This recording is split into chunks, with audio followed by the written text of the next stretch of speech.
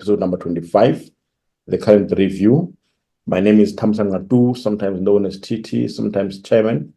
And today, at this time, we delve into the political landscape of South Africa as it reaches, or as it readies for the highly anticipated elections on the 29th of May.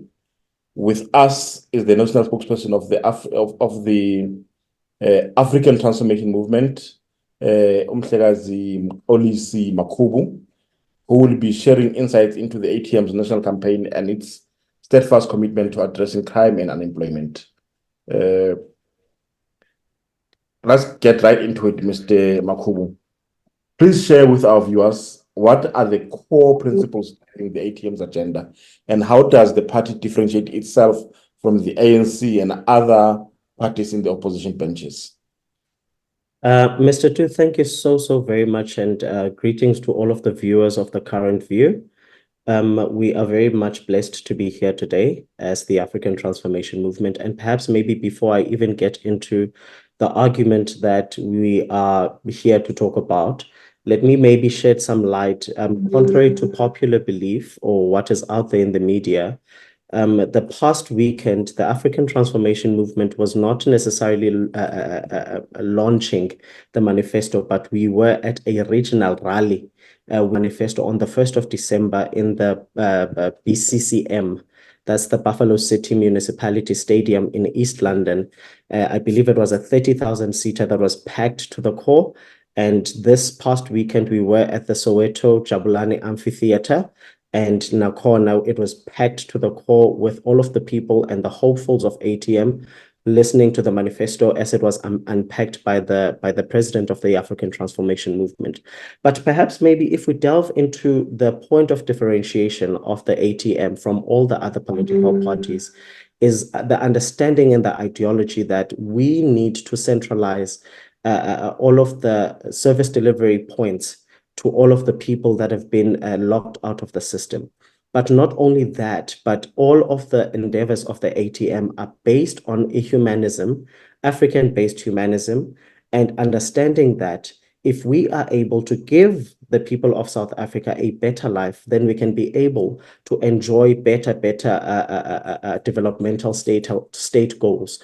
That then means that the ending of load shedding as we know it, the betterment of education as we know it, the betterment of agriculture, and all of the other strongholds of the economy as we know it. Because if you actually think about it, the manifesto of the African Transformation Movement, we named it to be an economic manifesto, understanding that South Africa, even though it may be free in terms of a movement where we got freedom of movement, we did not necessarily get a freedom of economic liberty. So that's why the manifesto of the African Transformation Movement, in nature, it is economic.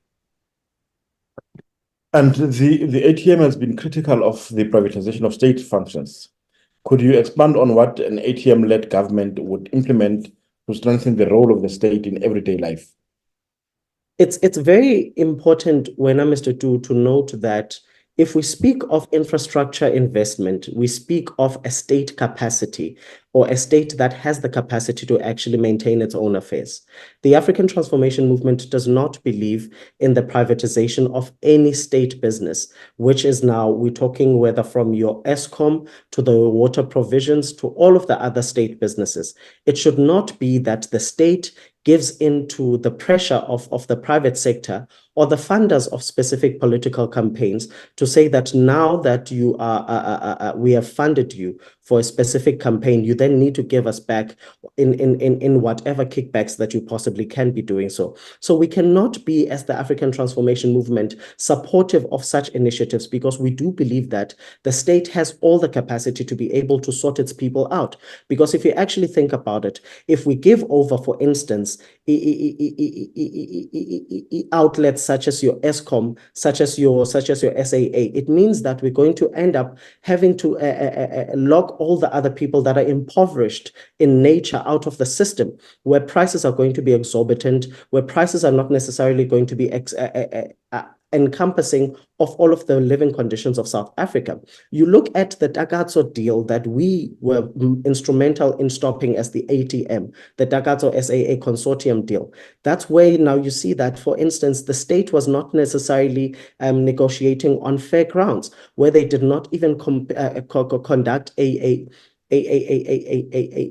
thorough check of all of the assets of the state versus the prices that needed to be paid. So in essence, you'd find that the taxpayer is now at the end of the sharp end of the stick, where we are ending up paying for all of the maladministration as well as the corruption that is happening. So that is the principles, those are the principles that the African Transformation Movement is not necessarily going to be supportive of. We need to have a transparent government that is going to be able to say that, based on us having a shortage of power and us having power stations that are not necessarily operating at a par and at a maximum control, then these are the measures that we are going to be employing. But over and above that, if we cannot be able to do so, these are the turnaround strategies that we're going to be employing, not the privatization of any state business. Because if we end up privatizing any of the state business, we might as well shut government down and actually admit that we have failed as a people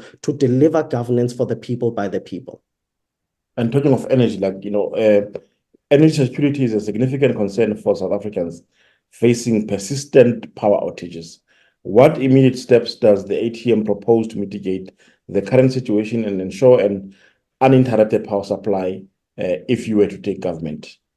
Before we can even get into what immediate steps the ATM has as maybe points of mitigation as far as the energy crisis we are facing is concerned, we are of the firm belief that there is a lot of corruption that is happening, and there is no political will as far as the solving of all of the issues that are faced by South Africans as far as load shedding is concerned. So we want to invest in the maintenance and the servicing specifically of power stations, all power stations in South Africa.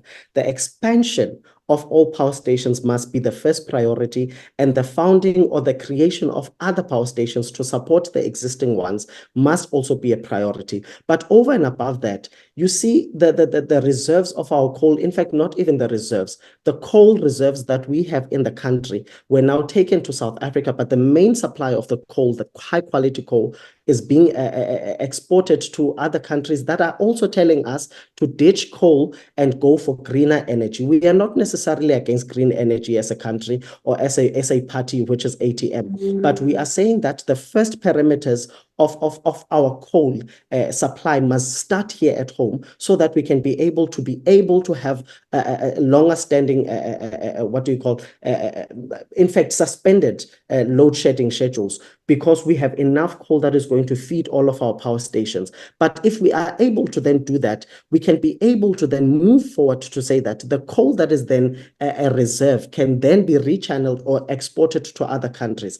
But center to what we are saying is that the cancellation of all of the evergreen contracts must be one other priority that we focus on, because unfortunately, under the management of the evergreen contracts that the state has entered into, there is a dwindling supply of energy, and we cannot sit by and say that the oligopolies that have been running this country have failed and taken this country down on a downward spiral. So as the African Transformation Movement, those are the most immediate steps that we wish to take. But over and above that, we need to conduct a situational analysis of all of the power that is being supplied and all of the power that is being generated, so that we can see where the inefficiencies lie and be able to tackle them on. The ATM has promised an increase in social grants and ensured quality healthcare for all. How does the party propose to finance these initiatives without burdening the state coffers? It is very serious. It is very clear when Mr. Tu, if we speak of a public health system, you see now, for instance, we have just signed the NHI bill into legislation, and it is now going to be a going concern that we are implementing the NHI. And if you look at in the sub-Saharan sector or the sub-Saharan leg of the continent, you'd find that our public health system is not necessarily that bad. But what we need to start maintaining is the ability to be able to give consistent and quality public health. Now, we do have the funds as the state to be able to do that. That is why, for instance, we are able to give out medicine, we are able to give out public health here and there, but we need to then ensure that it is of high quality, and we employ all of the unemployed doctors. We ensure that the nurses that are put in the stations have also specialty skills that can be able to attend to whatever patients that they need to. But also the decentralization of all of the clinics, because you look at the local clinics in the localities have been taken to the national department, whereas they used to be a municipality issue. They need to be taken back to the municipality issue, because to the municipality demarcation, because if we do that, we are able to solve the issues of the communities at a much rapid rate as compared to the escalation rates that are then taken to national. Because you go to communities such as your Harrismith in Tabazwe, clinics in the localities or in the townships have been shut down. The people in the locality have to move to the clinics, for instance, that are situated in town, which is then overburdening the state and overburdening the system, which then creates a backlog. So we are saying, as the African Transformation Movement, accessibility is going to assist us in ensuring that we clear out all of the backlogs. But over and above that, you look at the rural areas such as Anduli, you look at the rural areas such as Botseseng and whatnot.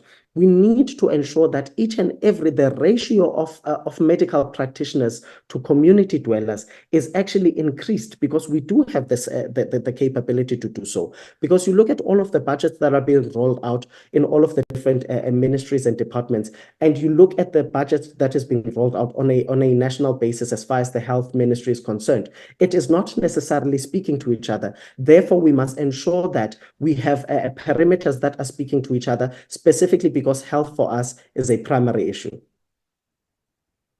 And on the topic of gender empowerment and economic inclusion, what are the ATM's plans to ensure women and previously marginalized groups are actively participating in the nation's economic growth?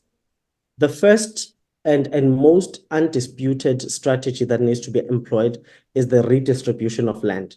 And by redistribution, I'm just making it a fancy word, but honestly speaking, that is the expropriation of land without compensation. That is exactly what we are calling for as the African Transformation Movement, so that that land can be then reformed towards economic activity. We are very staunch as the African Transformation Movement in saying that each and every activity that is now going to be channeled as far as all of the investment opportunities, in fact, by the PIC for that matter, need to stop being consumerism based, but they all need to be based on investment portfolio basis. You look at the fact that we do not have standing factories. We need to start having factories and revive the textile, for instance, the textile sector, so that we can be able to be producers of our own goods. What we eat, we produce. What we wear, we produce. We need to go back to that specific state, so that we can be able to say that each and every person, specifically for the targeted groups, the minority groups, the women, and all other vulnerable groups, are able to be emancipated. Because you look at the main sources of them staying in specific relationships that are not going to assist them in any way, and you find that it is because of economic issues. Now, if we are able to economically emancipate all of those people through the founding of such factories, through the creation of such agricultural cooperatives and programs, then we can be able to say that we create a supply chain by the state that is then going to say that each and every cooperative, in fact, the state must source over 50% of their business from all of these cooperatives, from all of these factories, and from all of these small businesses that are managed by small people, by small business owners that are of African descent, which is now Black people specifically, particularly, and all of the other people that have been previously marginalized. That is how we are going to change the economy, not with all of this rhetoric of starting imbizos of investment opportunities and calling all sorts of people. We start here at home, because the only way you feed the macro economy is through the transformation of the macro economy, so that those economic pillars can actually give leeway to the creation of better economic pillars as far as the macro economy is concerned. So we are, as the African Transformation Movement, advocating specifically specifically for the ring fencing of the microeconomy, much that it actually benefits us as locals, so that by the time we've got industrialization power, we can be able to say that we've got a bargaining power to enter into the macroeconomy and be global players. But we cannot be global players if we do not have economic power on the micro level. And voter turnout is very important for any election success. How are you mobilizing potential voters, and especially given the sentiments around, the sentiments of voter apathy across the country? What are you guys doing to mobilize voters towards your objectives? We are very much on the ground, Mr. Tu. If you saw, for instance, this past week, we were at the Jabulani Soweto Amphitheater and we packed it to the core.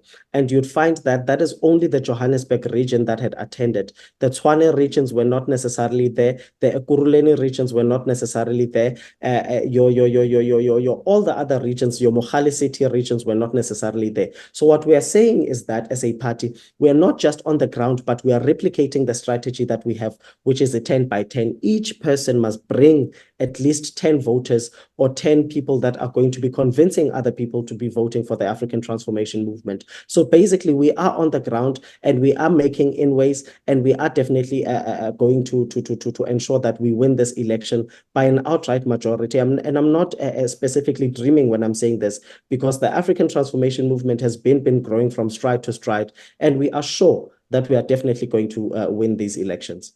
It's interesting when you say by an outright majority. Actually, When the presence of the ATM is not visible in all provinces. What do you attribute that to? That I believe is not necessarily true, because just last week, if I'm not mistaken, on the 21st of March, we were in Limpopo and we also launched the very same, rally that we had in Jabulani Amphitheater in Limpopo, your Kukuni regions, your Waterberg regions, and so forth. So we are all over the country and we are all over the regions. And if you look at the decentralized strategy that we've taken, we've actually reached much more inroads as far as the regions, the rural regions are concerned. So you look at, for instance, our performance in 2019, we had about an odd 84,000 votes in the national elections. But you look at the votes that we got in the 2021 elections, it has grown three times as far as the 2019 number is concerned. So we are actually hopeful the fact that the growth trend that we are experiencing as the ATM is actually going to be maintained. And if anything, we are actually going to triple, if not quadruple the numbers that we have right now, to ensure that we actually get these elections, the 2024 elections, are concerned. And I mean, in the Free State, I have not seen much of the posters of the ATM in the media that I consume, newspapers. I have not seen your adverts and so on. I've certainly not seen your adverts on Central News. Now this is me trying to drive a message that please advertise there, so that our viewers and more viewers, will be able to consume your messages. Just maybe if I can quickly come in that too. Yes. Free State kaloku kusekhaya for me. I am from the state, and just maybe last month, if I'm not mistaken, we had just spoken about an issue that was affecting children, students that where ISAT was using school days to campaign for the ANC and whatnot. And that is not work that we take for granted. We also spoke out on issues that happened in Soweto municipality in the Vicksburg, where there was racial profiling of children and not to enter a specific high school, because you do know that the state has then since shut down the local schools or the township schools, high schools, and now all the children are forced to go to the town school as far as completing their studies are concerned. So we are also in the Free State. We've got, in fact, all the seats. We've got seats in all of the municipalities. We are serving the people of the Free State. We've got Komalutia Pofu, we've got Kosetsotho, we've got Komangaung, we've got in Dihlabeng as well. We also have in Sasolburg. So we are definitely in the Free State and we are servicing the people of the Free State. It's just that maybe we can speak of media presence, then we can definitely talk about advertising that they do. But what I'm trying to say is that we are all over as the African Transformation Movement. Noted. And the ATM has quite on a number of times, emphasized the importance of ethical and consultative municipal governance. How will the party ensure that its elected officials remain accountable and dedicated to the people's interests? You see, this party line business that is being run right now by many other political parties is something that we do not believe in as the African Transformation Movement. And we put our leaders and our representatives through rigorous testing and under a very strict microscope to say that you cannot be, as a person who is supposedly representing ethical standards, then be the one to break those ethical standards. Because unfortunately, South Africa does need ethical leadership. And we believe that as the African Transformation Movement, we should be the beacon of actually upholding all of those principles. That is why then we are saying that all of the leaders of the African Transformation Movement do not only account to the state or to the places that they've been deployed to, but on a quarterly basis, we account and we ensure that we conduct a lifestyle audits and we go through each and everything that possibly has to do with accounts and everything, so that we detect any material misstatements that have not necessarily reached us, so that we are able to say that if a person has broken the law in any case, in any way, then we chuck them out. It's as simple as that. And given that now you are saying that you are going to win an outright majority, please outline for our viewers the most immediate changes that they would witness in the first 100 days of an ATM government. The first part is the amendment of the Constitution, because this Constitution is not necessarily a reflection of the true aspirations of South Africans. We need to have a constitution that is a reflection of the people, for the people, by the people. For typical example, you cannot be in South Africa, be governed by Roman Dutch law, yet you look at the African law, it plays a somewhat minority role as far as Roman Dutch law is concerned. You go to specific areas where a certain law is administered. Kings and queens monarchies do not have the ability to be able to conduct traditional houses or gatherings, to be able to give sentences and whatnot. If you remember what happened to Kumkanu Buyelekai and many other kings that have been jailed by the state, it's because they passed judgment according to how we're supposed to actually be conducting things. But because your Roman Dutch law, for instance, has been duped to be superior to African law, that's why we will find ourselves in these kinds of positions. So that's basically what we are going to be changing. And once we do that, we are going to actually ensure that the perimeters of this constitution actually give way for African people to thrive in this economy, because we believe that the systematic racism that has been put in place is not necessarily was not necessarily done away with in 1994, but it was entrenched in systems such as your constitution to ensure that Black people or people that have been previously disadvantaged continue to be disadvantaged by this current system.